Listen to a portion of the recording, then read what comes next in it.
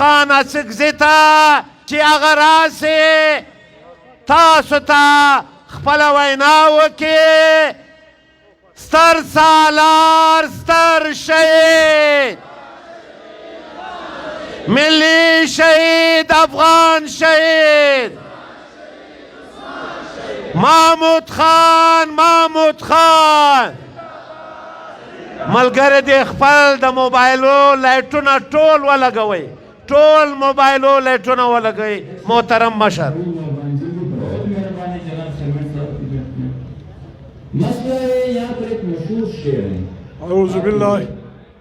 اعوذ باللہ من الشیطان الرجیم. بسم الله الرحمن الرحیم. د پښتونخوا وطن د ډېرې غیرتي او غړیالۍ خاورې د جنوبي پښتونخوا څه وایي د جنوبي پښتونخوا د ډېر پخواني سیاسي مرکز لورلایي بوري په دې میدان کې راغونډ شوو د پښتانه قام د ډېرو درنو ټبرونو، درنو سپین ږیرو دلته په جلسګاه کې ناست د پښتانه قام او دلته د بوري د مختلفو خیلونو درنو پښتنو سپین ږیرو او د پښتونخوا ملي پارټۍ مرکزي، صوبایي او علاقایي رهبري ملګرو، تر ټولو د مخه د خپل ځان لخوا د ټولې پارټۍ لخوا د شهید عثمان د کورنۍ لخوا ستاسې د ټولو د زړه له کومې شکریا ادا کوو عزیزانو چې تاسې په کومه مینه، په کوم افغاني همت او پښتني هوډ د عثمان خان جنازه، بیا د هغې فاتحه او بیا نن دا جلسه په ډېر احترام درنکه. الله پاک دې ټول بوری دروند کړي، الله پاک دې دا ټوله سیمه د برمه د ننګه نه خالي کړي. عزیزانو، پښتونخوا ملي پارټۍ اوس د خدای فضل دی، بچیان یې، ځوانان یې، ملایان یې، کلیوال خلک یې، مشران یې د خپل قام په خبره، د خپل قام په ستونزو، د خپل قام په مصایبو داسې ولد دي چې هر سړی ښه پوره علمي او اوږد بحث کولی شي. اوس موږ دلته ناست وو، خوند یې وکړي، هر چا د ټول قام خبرې ډېر په اوږدو بیان کړې او ستاسې حوصلې ته سلام چې تاسې دلې ناست یاست زموږ خبرې اورئ. عزیزانو، لورلایي بوری د جنوبي پښتونخوا په تاریخ کې داسې نه چې زه ته باټې درکوم، داسې نه چې زه ته دغه درکوم. لورلایي د جنوبي پښتونخوا په سیاست کې په ټوله جنوبي سیمه کې هر وخت مخکښ رول یې اوسېدلی دی. د انجمن وطن په شپو کې هم د خانې شهیده سره د لورلایي د دې سیمې تر کاڼه پورې، تر مسلم باغه پورې ډېر علما، ډېر پیاوړي مشران، ډېر زورور ملګري د بارا خان د متر کاکا پلار د بارا خان اکا په مشري کې وو او ډېر لوی همت یې کاوه. په دې به ډېر کم خلک خبر وي چې څه وخت ګاندیجي کویټ انډیا انګریز ته دغه ورکوي چې انډیا څه ووځي. انجمن وطن د کانګرس غړی نه وو، د کانګرس ممبر نه وو، لیکن د بارا خان په مشري کې، مهتر خان د پلار په مشري کې د جنوبي پښتونخوا څخه په کویټ انډیا مومنټ کې 50 کسه ورله او خپله ګرفتاري د ګاندي په تاریخ کې په هغه وخت کې پیش کړه چې څوک په سیاست نه پوهېدل. بله خبره، دلته خلک نه وو په پارټۍ کې، نه وو په دغه کې. دې دپاره نه وایم چې دلته د کبزي سردارانو بچي ناست دي یا بل څوک ناست دي. د انګریز په وخت کې خانې شهید ځوان وو، راتلی بوري ته. نو انګریز پولیټیکل ایجنټ د دې ځای ملکان، خانان، موږ مجبوري وه موږ سره شناخت راوغوښتل بیا یې ورته وویل چې یو سړی دی عبدالصمد نومیږي دا راځي دا به دلته الکان ورته خطا باسي په کاڼو به یې ولي کې په کاڼو نه ولي نارې به پر کوي او تی به دا خیال ساتئ هر چا ته به ووایاست دا سړي ته به نه څوک چای ورکوي نه به ډوډۍ ورکوي په دې مشرانو کې برخان اکا هم ناست و د خړ سردار نیکه اختر نیکه پلار حاجي مراد خان سردار هم ناست و سردار مراد خان پولیټیکل ته ویلي وو چې وسړیه باچې خو به د عبدالصمد نه وي عبدالصمد خو اڅکزی دی د چمن را روان دی خوستی باچې ده هلته یې وتړئ هلته یې بندي کړئ دا به بیا څرنګه وي چې پښتون سړی به در دا ټوله وطن به راتېرېږي بوري له به راځي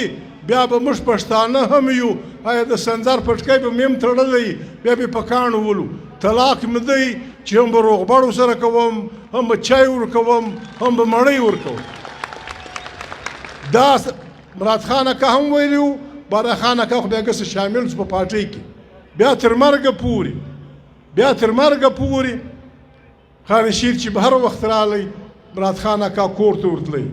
بیا چې زه به کله کله زیرزیدم زه به خامغزه به ورتلم مراد خان اکا کور ته عزیزانو خبره دا ده بوري د ننګیالیو پښتنو وطن دی موږ راغلي یو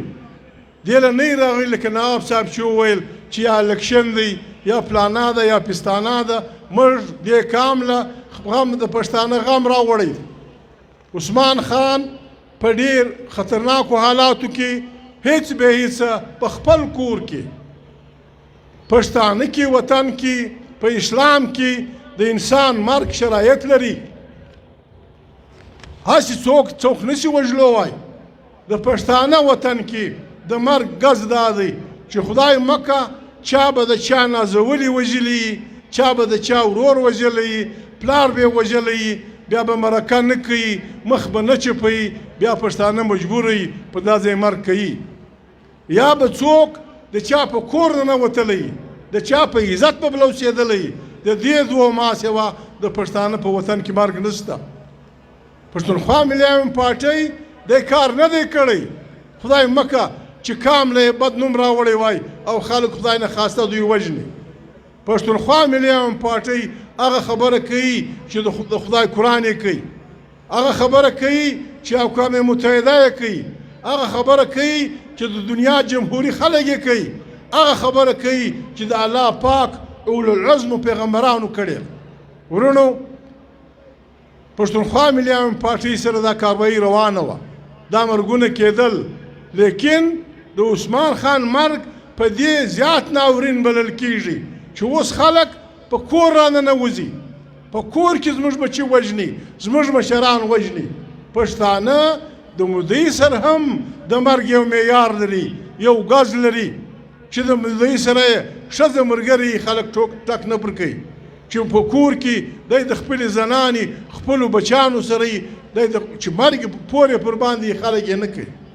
نو په دې سلسله کې موږ راغلي یو کور یې ودان له موسخې له موږ روان سوي یو بیا مراڼي علاقې ته راغلي یو بیا ژوبله راغلي یو بیا کلسۍ پلاله نن بوري له راغلي له موسخې له نیولې تر ژوبه بیا نن تر بوري تر کلسۍ پلا پورې پښتون ولس په ډېر همت په ډېر جرأت په ډېره مړانه زموږ جلسو ته راغلی دی د موږ سره خبره شریکه کړې ده ورونو نن موږ ته اشار ته راغلي دا ناپوهي په دې ناپوهي موږ نه اخته چې خدای مکه پښتون کام په هیڅ نه پوهېږي بس موږ استادان یو موږ به الف دوزران الف دوزرین ته هم دغه وایاست چې الف دوزران الف دوزرین عزیزانو موږ ته ورونه یو موږ ته د کام برخه یو موږ ته د کام که خدای نه خواسته موږ یو داسې خبره کوو چې هغه د خدای د لارې چپوي یا خدای نه خواسته داسې یو خبره کوو چې هغه د پښتو د لارې چپوي عزیزانو موږ پر ته حق لرو موږ ته د ځان غیرتمن خلک بولو موږ ته په ننګ خبر خلک بولو موږ ته په غیرت خبر خلک بولو زموږ خبرې د زړه په غوږو واروي پته د خدای هم پسې پته د قرآن هم پسې که زموږ خبره د خدای د لارې چپی هر عالم دین چې په هر پارټۍ کې دی، په تبلیغ کې دی، په جمعیت علما اسلام کې دی، په جماعت اسلامي کې دی، په یوه کې نه دی، که وده ته زموږ خبره د اسلام د چوکاټ د باندې ښکاره کېږي، موږ ته دې راوښي، پټ یې ښکاره، نواب صاحب ته دې ووایي، بابا ته دې ووایي، رضا محمد ته دې ووایي، زیارتوال ته دې ووایي، موږ دې قانع کې لا اله الا الله محمد رسول الله بیا یې نه کوو. که زموږ خبره د پښتو خلافي، د پښتونوالي خلافي، د پښتانه د ننګ او د غیرت خلافي، عزیزانو موږ ته وروڼه یو، ته زموږ مشران یاست، زموږ عزیزان یاست، موږ ته یې راوښه یاست. او عزیزانو که زموږ خبرې هم د قرآن په چوکاټ کې برابرې هم د پښتو په چوکاټ کې برابرې، بیا به عزیزه پښتانه وایي د یوه سپاره دوړه نه ولاړېږي، بیا به د موږ سره کومک کوئ، بیا به د موږ سره د دست کومک کوئ، د هست کومک به راسره کوئ، د پوهې کومک به راسره کوئ، او د موږ سره به په دې لښکر کې شاملېږي.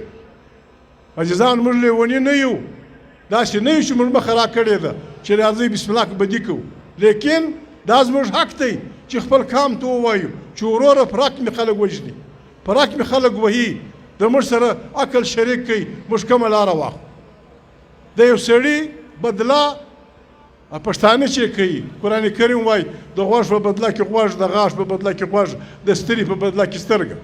که وروره موږ دا کوو نو عثمان خان زموږ ډېر نازولی ملګری و. او پښتانه چې ډېر غوسه سي وایي 12 انسان 12 اډه دی، وایي پر هډ به دې ساری اخلم. وروره که په 12 کسه د عثمان پور اخیست کېږي، په دا پښتونخوا وطن کې داسې ښاغلي په سوو خلک شته چې 12 لیوني پیدا کولی شي چې ورویښه یې داسې به پر ورځي لکه مزري، داسې به وژني لکه پیشانې. خو عزیزانو دا انتقام نه دی، دا انتقام نه دی، انتقام یې دا دی چې د کم رام دپاره زموږ د کم امیدونو دپاره، د کم مقاصدو دپاره، د کم ارمانونو دپاره زموږ شهیدانو وینې او سرونه ورکړي دي، موږ به دا هوډ کوو د ځانه سره، د خپل خدای سره، د خپلې پارټۍ سره. د یوه شهید نه ټول شهیدان چې شهیده تا خپل وار تیر کړي، تا خپل وار تیر کړي، په همت ولاړې پر خپل لار باندې، لکه نواب صاحب چې وویل چې زما دا خواست دی چې خدای ما د کام شهید کړي، تا خپل وار تیر کړي. پر موږ د شهیدانو دا حق دی چې موږ سم د ځان سره واده وکړو، د خپل خدای سره واده وکړو، دا هوډ وکړو که موږ واقعي د عثمان په شهادت خوږمن یو، که موږ واقعي د پښتونخوا وطن په هغه تکلیفونو په هغه خواریو خوږمن یو چې ډېرو معلومو او نامعلومو ملګرو وړي دي، نو عزیزانو د هغې لار دا ده چې موږ به دا واده سره کوو، په کلکه به یې کوو، په پښتو به یې کوو، چې تر هغو پورې به په کراره نه کښېنو چې د دغه شهیدانو ارمانونه مې پوره کړي نه وي.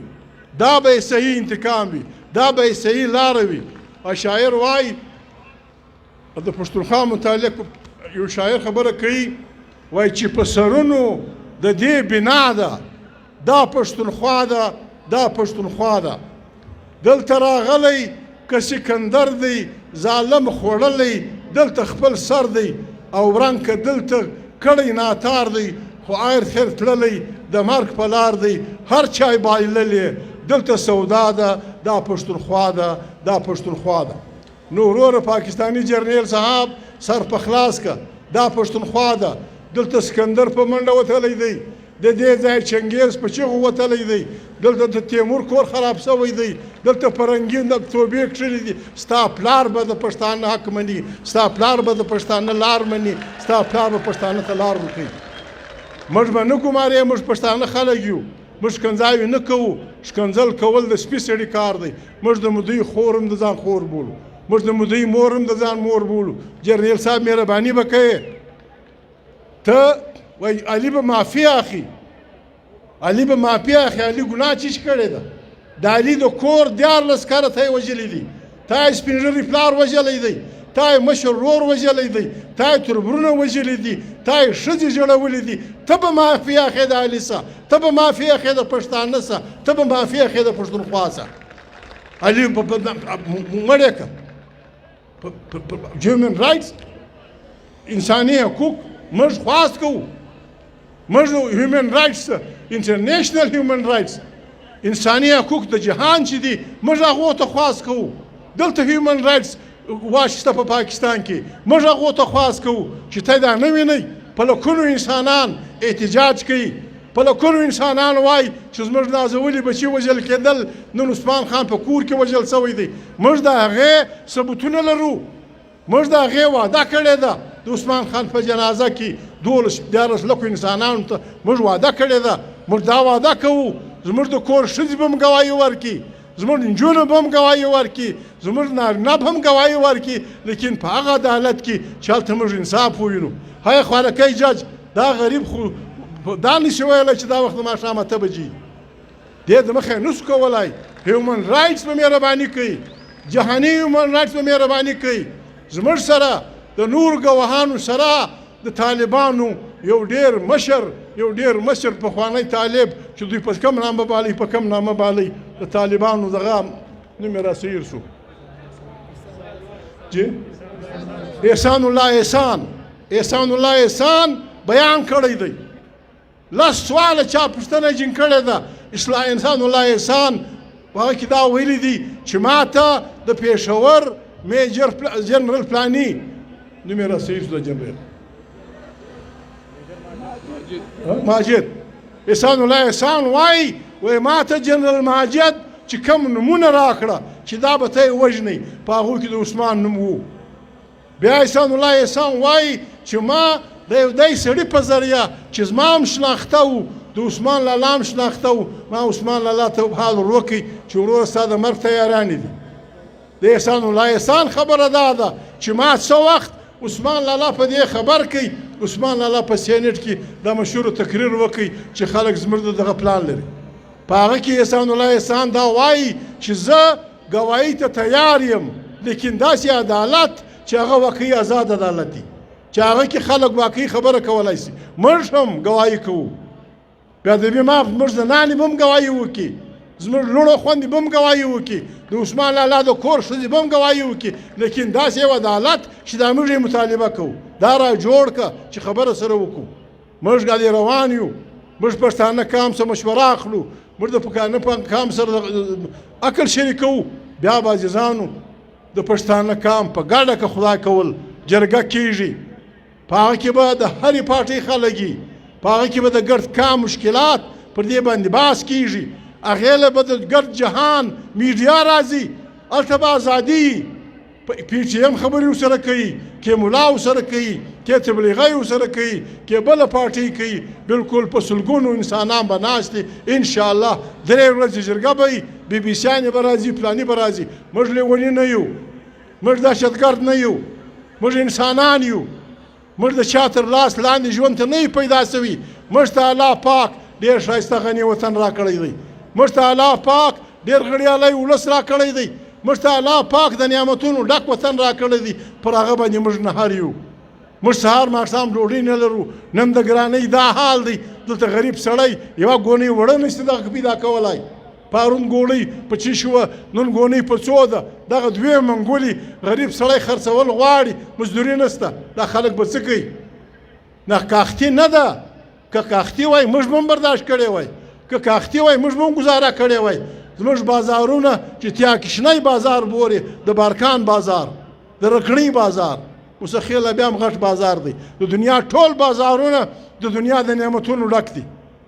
د وریجې شته اوړه شته غوړي چې په دنیا کې انسان ضرورت دی دا ګر شته لیکن غریب سړی توان نه لري چې دا رانسي غریب سړی به څه کوي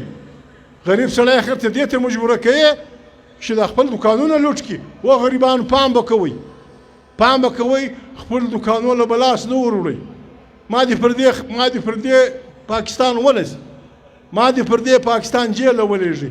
دلته یې وڅارئ خپل ښار کې سرکاري ګودامونه وڅارئ د غنمو سرکاري ګودامونه وڅارئ که لوږه ډېره سوه زه د سره ملګری یم دا چورو دا زموږ حق دی سم یې چورو خاشانه کې پرېږدو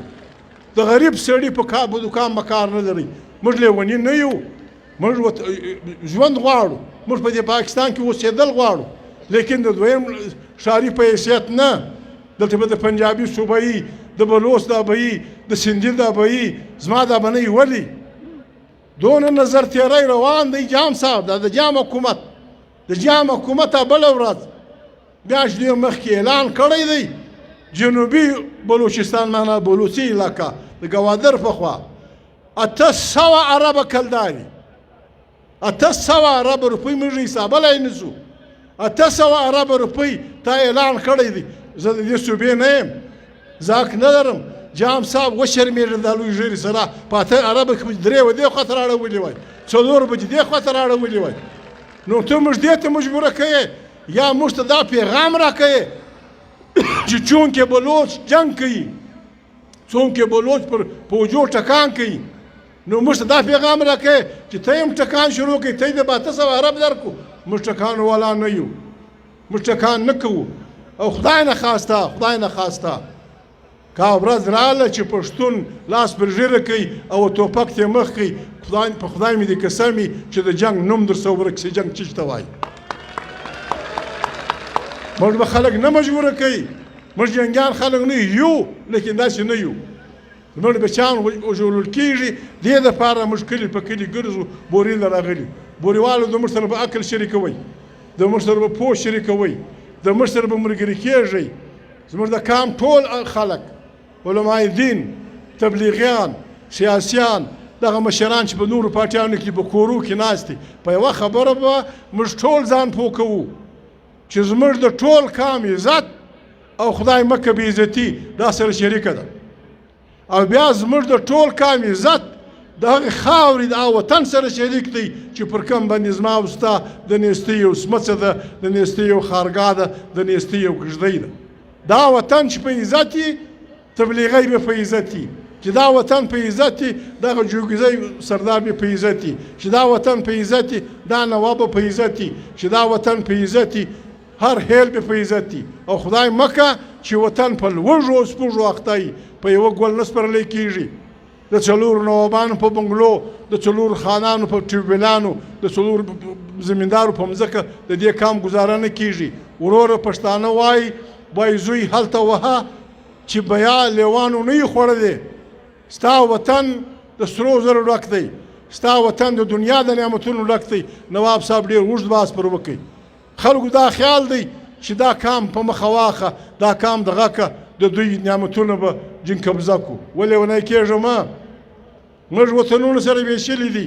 د سنځر 12 زامن دي بیا هر پښه جلا جلا ده سنټیا داسې دی ترغری داسې دی غلجای داسې دی درانی داسې دی مسخیل داسې دی کاڼی موږ سره ویشلی دی زموږ کونډې ته معلوم دی چې د مردانزي او د بل سنځر د ورور بیش چیرې دی د کبزي او د عبدالعزي بیش چیرې دی کاڼی موږ سره ویشلی دی شله موږ سره ویشلی ده پر دې باندې موږ نازولي تربرونه وژلي دي د نازولو تربرو زموږ بچیان وژلي دي دا وطن موږ ته خدای راکړی دی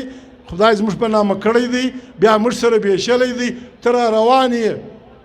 زه به د لوږې مازدیګر راکښېنم زما وطن به د نعمتو ډکي بیا ته جرنیل صاحب بیا ته فلانی صاحب بیا به یو کاغذ باندې تا لیکلي چې خیسور پلانی پلاناته ما الاټ کړي دا الاټمنټ والا یو وار ستا 100 واره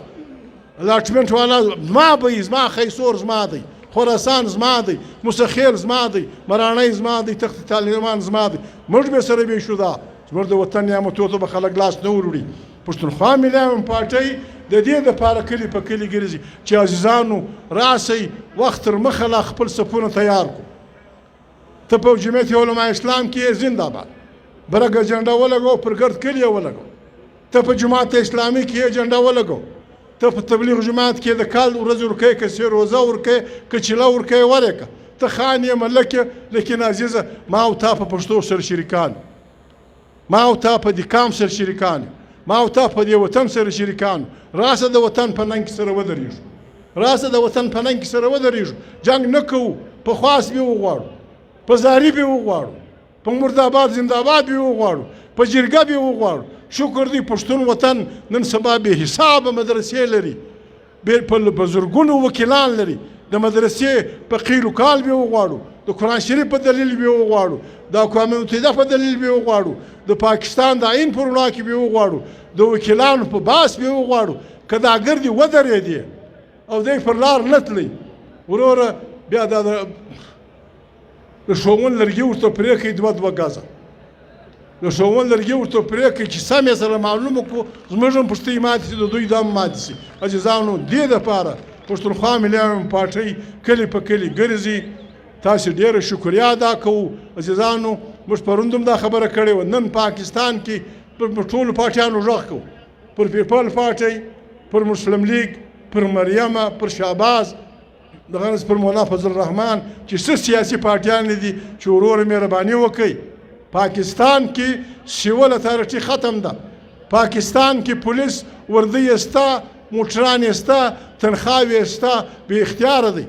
دغه ډیپټي کمشنر به ډېر ایمانداره سړی پښتون به وي پنجابی به وي بلوچ به وي اختیار یې نشته ټول اختیار په چاونیانو کې دی چاونیان دا کار نشي کولی چاونیان په دا نه پوهېږي سر یې نه په خلاصېږي د پاکستان آیین وایي زه نه وایم مامود نه وایي نواب ایاز نه وایي پارټۍ نه وایي د پاکستان آیین وایي چې فوج به په سیاست کار نه لري دل چار شی فوج نیولی دی سر یې نه په خلاصېږي لیوني بلاوي دي ګوره دوی وایي پلانی کار خراب شو عزیزه خبره دا ده هم فوجي صاحب و فوجي بلا خبره سر خلاص کا قرآن شریف وایي وعیدلو هو اقرب للتقوى تاسې عدل وکئ تاسې به انصاف وکئ تاسې به تقوا ته نږدې سئ دا بله کیسه جوړه کړې ده تا دا جوړه کړې ده چې کم سړی خرڅېږي ته وا دا ډېر تکړه سړی چې کم سړی بل رانیسي ته وا دا ډېر تکړه سړی دی او چې کم سړی درته وایي چې کاکا دا ناروا ده دا بد ده دا مه کوه ته په دې ولې سر نه خلاصې فوجي ماما تا یو سړی په 50 لک روپۍ رانیو د دغه حیا دې ور ختمه کړه دی دې روږدي کړي په خرڅ سبا چې امریکا 50 لک ډالر ورکړي دا سړی د امریکې په خوا شو که جرنیل هم پر خرڅېږي که ملای هم پر خرڅېږي که دا مرجان یاد ګل خان یاد کړي که څه بله یاد کړي که ګل خان هم پر خرڅېږي ورور خبره وطنونه په ننګیالیو بچي خوړل کېږي دغه بچیانو عزت پکار دی چې ځان نه خرڅوي دغه بچیانو عزت پکار دی چې خپله کوي پاکه خبره کوي په بې انصافي کور نه چلیږي عزیزه چې دا خپلې سیاسرې سره چې ملا په نکاح در کړې ده دا اصل چې انصاف نه کوي په جنګ به ورسره اخته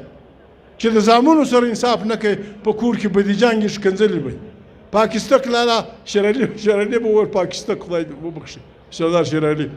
ورور پاکستان لالا په بې انصافي ملک چلول غواړي په بې انصافي کلی نه چلیږي کور نه چلیږي دا وایي موږ په بې انصافي چلو موږ وروره موږ د دې وطن هغه بچي یو موږ د دې وطن هغه بچي یو چې موږ د انګریز سره پر دې مشوره نه ده کړې موږ د انګریز بادشاهي نه ده منلې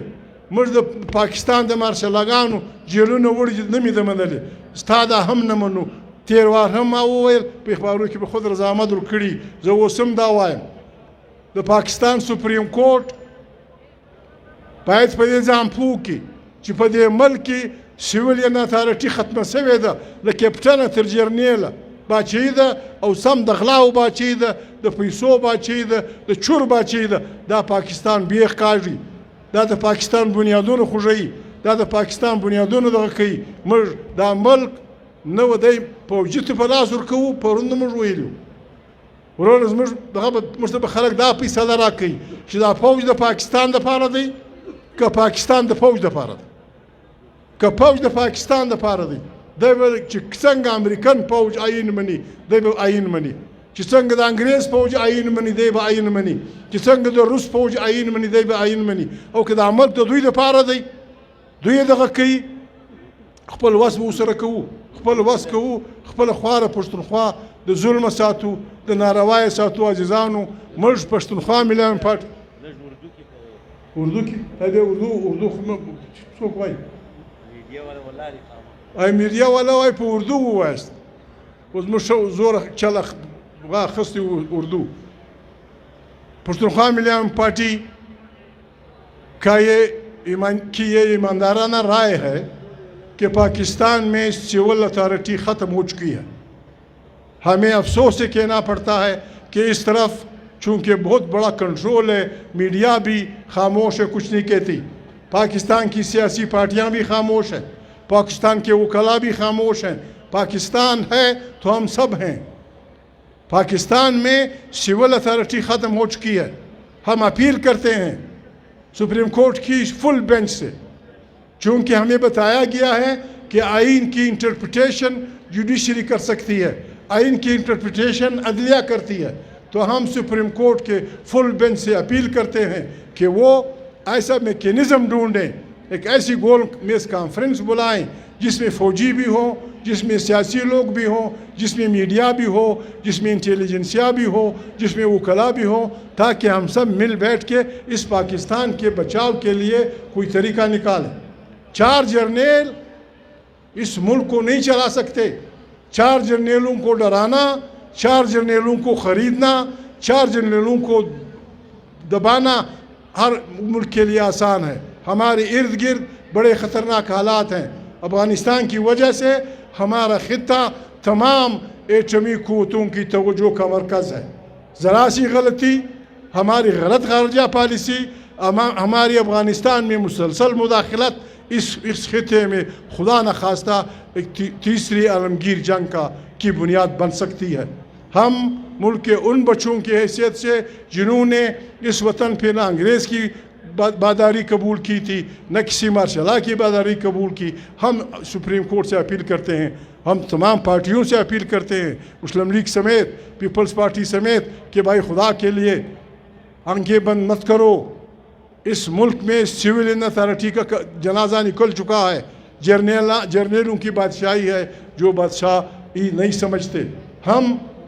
اپنی فوجوں سے اس حد تک گزارا کریں گے جب وہ آئین مانیں گے۔ جو جرنیل آئین مانتا ہے اس کو میں اس سندرخیل پٹکی کے ساتھ سلوٹ کروں گا، اور جو آئین کو نہیں مانتا ہے اس کو میں کہوں گا لخ لعنت۔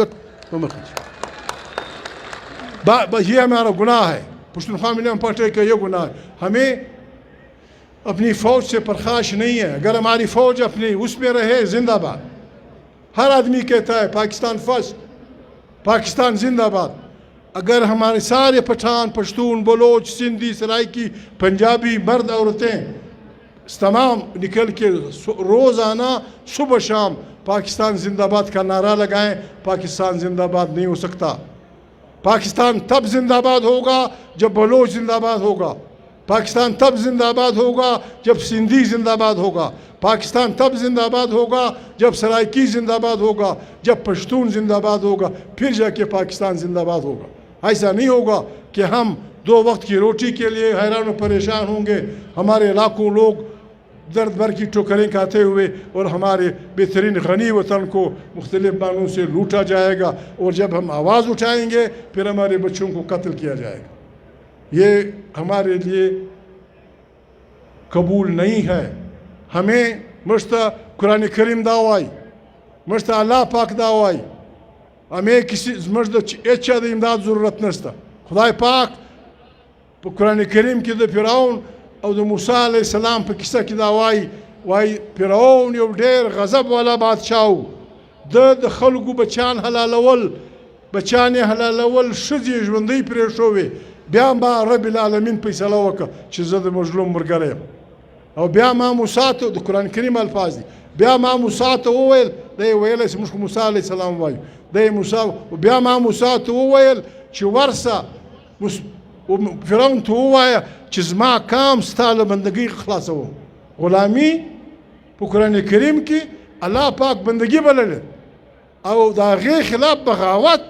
د موسی علیه السلام سنت دی. بل څوک دا کار کوي که نه کوي، د پښتونخوا ملایمن پارټۍ هر کارکن، هر مشر، هر ښځه، هر نر به د خدای جاریږي، د موسی علیه السلام په سنت به و هر فرعون ته درېږي، هر اسمان چې نړېږي ودې نړۍ، هر ظالم ته به درېږي. د پښتونخوا ملایمن پارټۍ د کارکن به دا خاصیت وي چې دی به د ظالم او د مظلوم په جنګ کې خامخا د مظلوم ملګری، مظلوم که هندو و، ظالم که د پلار و، موږ د مظلوم ملګري یو. دا د قرآن حکم دی، دا د سیاست حکم دی، دا د نوې زمانې حکم دی. عزیزانو تاسې رالاست، زموږ خبرې مو واورېدې، ډېره مهرباني. 3 نارې زه کوم دا وکړئ. الله مل صاحب په مخه مې ښه. بسم الله الرحمن الرحیم. نعره تکبیر، نعره تکبیر، انقلاب، پښتونخوا، بوری، د بوري خلق. خدای مو وسات، خدای مو وسات.